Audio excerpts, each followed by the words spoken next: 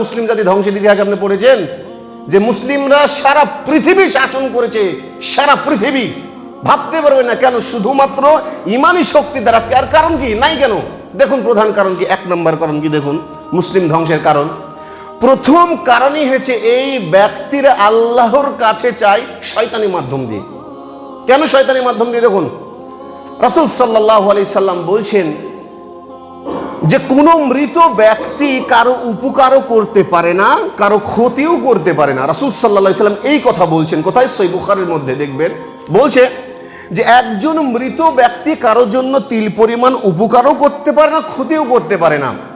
আর শুধুমাত্র ইহুদি খ্রিস্টানরা যারা আহলে কিতাব তারা ধ্বংস হয়ে গেছে, তাদের যারা বুজুর্গনে দিন লোক ছিল তাদের কবরগুলোকে এরা উপাসনালয়ে পরিণত করার জন্য আল্লাহ রাব্বুল আলামিন তাদেরকে ধ্বংস করে দিয়েছেন। কেন?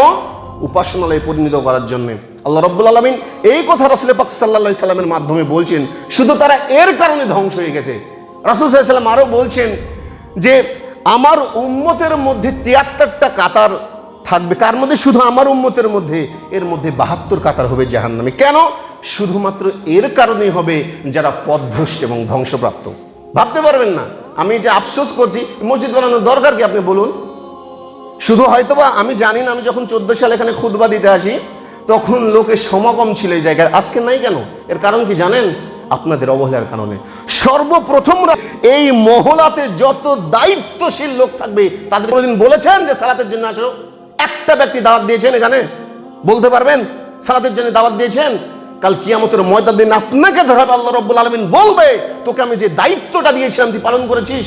তোকে যে সম্পদ দিয়েছিলাম কোন পথে ব্যয় করেছিস? কোনোদিন জিজ্ঞাসা করেছেন? কয়জনকে দাওয়াত দিয়েছেন বলুন? তার লোক নাই কেন?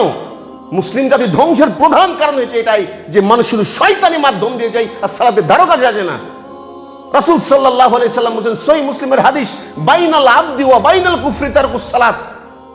বান্দা এবং মুমিনের মধ্যে, মুসলিমের মধ্যে পার্থক্য হলো সালাত পরিত্যাগ করা। যদি কোনো ব্যক্তি প্রাপ্ত বয়স্ক হওয়ার পরে ও কালমার সাক্ষ্য দিল, ওই ব্যক্তি যদি সালাত আদায় না করে রাসূল সাল্লাল্লাহু আলাইহি ওয়াসাল্লাম ও মুসলিম থেকেই বাইরে হয়ে গেছে। আর নিজেকে মুসলিম বলে দাবি করেন, আর যেখানে মানুষ নাই কেন? আশ্চর্য লাগে, এটা আমার বাপ দাদার ভিটায় বজ্রাপুর, অথচ একটা মুসলিম মানুষ নেই, নামাজের ধারে কাছে নেই, শুধু শয়তানি সারাদিন। গান বাজনা যখন হবে দেখবেন ওখানে চলে গিয়েছে। কোনোদিন দেখেছেন একটা দিন কোনোদিন বাধা দিয়েছেন? কোনোদিন তো দেননি। দিন দিন আখড়া হওয়ার কারণ কি? বজ্রাপুরে আমার মাথা খারাপ হয়েছে 7টা মাজার, ভাবতে পেরেছেন? অথচ রাসূল সাল্লাল্লাহু আলাইহি সাল্লাম বলছেন যেই ব্যক্তি সব শয়তানি আখড়ার মধ্যে থাকবে তাদের সর্বপ্রথম জায়গা হবে জাহান্নামে। এখানে তারা সর্বনিম্ন স্তরের মধ্যে থাকবে। এতটুকু ভয় নাই না? মৃত্যুবরণ করতে হয়ে জ্ঞান আপনাদের আছে? কোন বাধা দিয়েছেন? ভাবতে পারবেন না এখানে যে বজ্রাপুর স্কুল তাসের যে ভাটি হয়েছে, ভাবতে পারবেন না। রাসূল সাল্লাল্লাহু আলাইহি সাল্লাম বলছেন 2টা পাপ পৃথিবীতে মানুষ না করে পাপী। তার মধ্যে 1 নাম্বার হচ্ছে কোনো মানুষ তাসই খেলেনি, যদি বলে আসো খেলি, বলছে ও পাপী, ও পাপী, ও পাপী।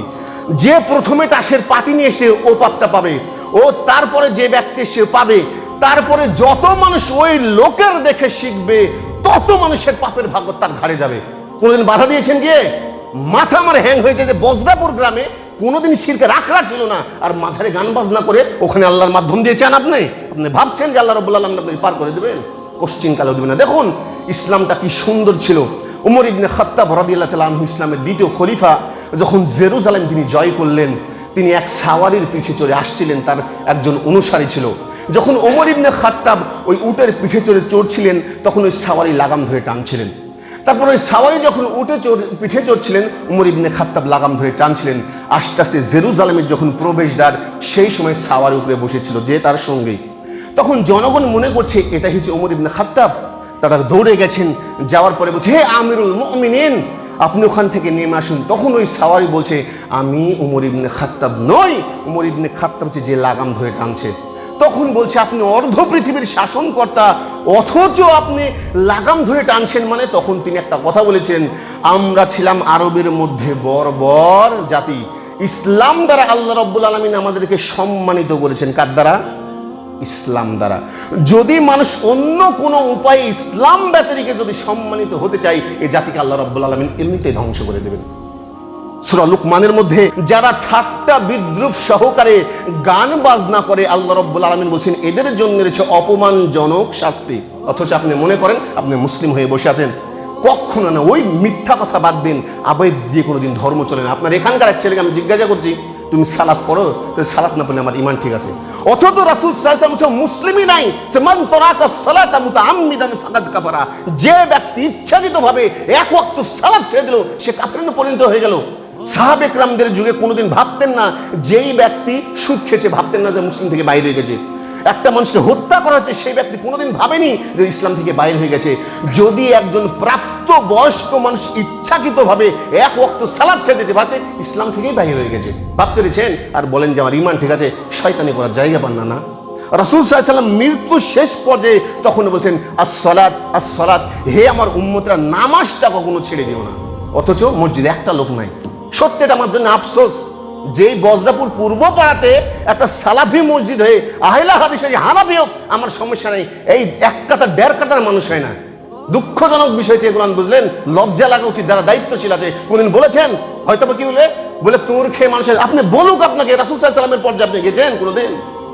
অনেকে আবার মিথ্যা কথা কি বলবে জানেন? সময় পায়নি রে বাবা।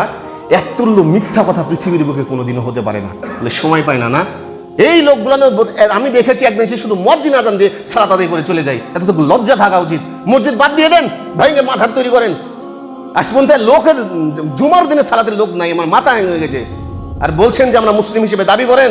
মুসলিম জাতি শুধু ধ্বংস হয়ে গেছে শুধু এইসব।